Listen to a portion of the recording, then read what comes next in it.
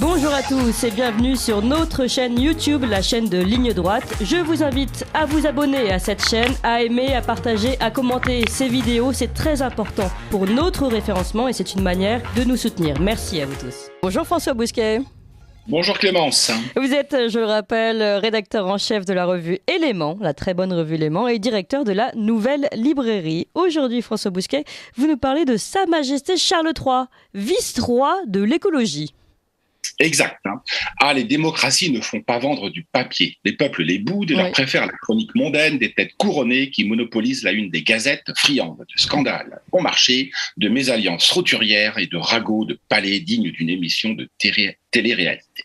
Pour parler comme le très ambigu et très sérieux Roland Barthes, le roi Dieu est devenu dans nos monarchies laïcisées un roi objet à la divinité renflouée. Roi objet et reine poupée, tous deux victimes d'une dévotion anthropophage de la part d'un public avide de révélations monégasques.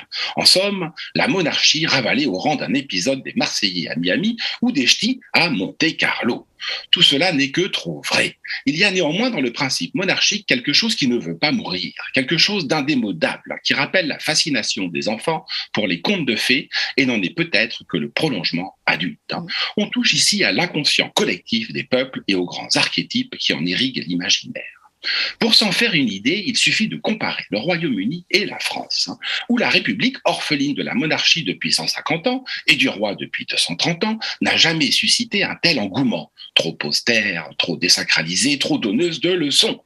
L'Angleterre n'a pas connu ces aléas historiques. Certes, elle est rentrée dans le rang au XXe siècle, mais à défaut de continuer à y fabriquer des Rolls-Royce tape à l'œil et des Jaguars suprêmement élégantes, elle roule toujours à gauche aux grandes dames de l'agent de la circulation européen qu'elle a congédié en 2016 dans un geste churchillien. Une île reste une île, surtout quand il y en a plusieurs. Curieux pays qui a su conserver comme nul autre le sens des traditions en les assortissant, il est vrai, d'une propension déroutante au mauvais goût importé d'Amérique du Nord, dont la Grande-Bretagne est la tête de pont en Europe. C'est qu'on ne fait pas les choses à moitié sur les bords de la Tamise et du Loch Ness, ou le chic, ou le choc. Avec Charles, désormais le troisième, c'est l'assurance que quelque chose de l'Angleterre a survécu aux assauts de la modernité, tant tout en lui a su rester so-british. Il a été formé à la bonne école, celle de Lord Mountbatten, son grand-oncle paternel, dernier vice-roi des Indes, et de Sir Lawrence van der Post, héros de la Seconde Guerre mondiale, disciple de Carl Gustav Jung, dont les aventures inspirèrent le film Furio. Un bon début dans la vie pour celui qui avait d'abord essuyé les bancs en bois dur des collèges gothiques briqués, en particulier ceux d'Écosse, moyennant châtiment corporel et douches glacées, les fameuses douches écossaises. L'éducation spartiate, le passage par la Royal Air Force, les mocassins vernis à pompons et les immuables tissus écossais, jusqu'aux oreilles décollées. On les a souvent raillées, ces oreilles immenses, dignes d'un éléphant d'Afrique, qui battent au vent comme des volets décrochés. Avec cela, une trompe majestueuse en guise de nœud. On conçoit qu'à sa naissance, son père les comparait à un plum pudding, immangeable. Difficile sur une photo officielle de ne pas le prendre pour le majordome de la famille royale. Mal aimé pour avoir épousé celle qu'il n'aimait pas, l'ancêtre de Lady Gaga, la reine des midinettes, Diana Spencer, devenue Lady Diana, Lady Di pour les groupies, cette Diane si peu chasseresse, sinon de paparazzi et de milliardaire levantin. Il était jeune, timide et rougissant, elle était fraîche, maladroite et déjà perfide. Il fuyait les caméras, elle courait après elle comme une vulgaire Meghan Markle. Mais sa mort brutale est venue sceller une rupture déjà consommée. Charles a failli passer sa vie à l'ombre des chapeaux de sa mère, la reine Élisabeth, couronnée quand il avait 3 ans.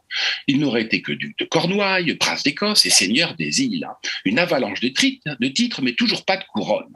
Il n'a pas attendu de la ceindre, tardivement, à l'âge de 73 ans, pour devenir vice-roi de l'écologie. Une nouveauté chez les Windsor, réduit par la force des choses aux inaugurations florales et aux activités caritatives. La philanthropie, c'est tout ce qui reste au roi quand il ne leur reste plus rien.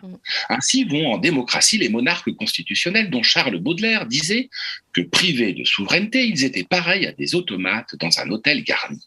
Rageur, le poète ne pouvait connaître le prince de Galles, Saint-Bernard des espèces menacées, des Inuits aux froggies, ces Français mangeurs de grenouilles et de fromage au lait cru sont péchés mignons. Le vrai royaume du nouveau roi n'est pas tant la couronne britannique que le monde qu'il a arpenté en châtelain et en gentilhomme.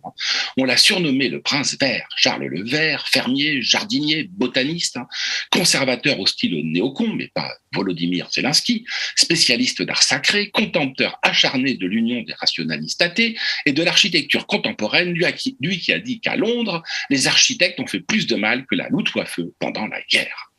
En matière d'écologie, c'est l'antidote à Sardine Ruisseau. Rien de ce qui est anti-moderne lui est étranger. En lui se rencontrent la philosophia perennis, la philosophie éternelle, et l'hypothèse Gaïa, la Terre comme organisme vivant.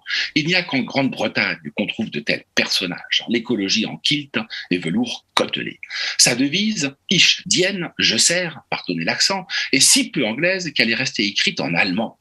L'union de Jacques ayant tendance à conjuguer le verbe servir dans sa forme pronominale. Je me sers, et éventuellement tu me sers. Comme dit Lord Cutler Beckett dans Pirates des Caraïbes, la devise au pays de la City, mélange de lord devenu commerçant et de commerçant devenu lord, la devise donc, ce sont les devises. Charles est fait d'un autre bois. Lui qui a lancé un peu partout dans le monde des programmes de reforestation. Comment ne pas songer à Elzéar Bouzier, le magnifique personnage de Jean Giono dans L'homme qui plantait des arbres. Un arbre, mon royaume pour un arbre.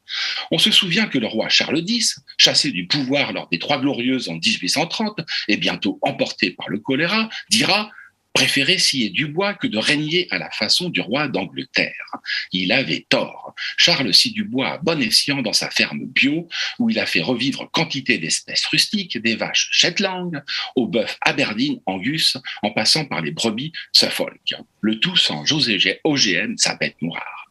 Tout ce qui monte converge, disait un peu naïvement le père Teilhard de Chardin. Ainsi de Charles III, qui cherche dans toutes les grandes traditions le noyau commun de lumière.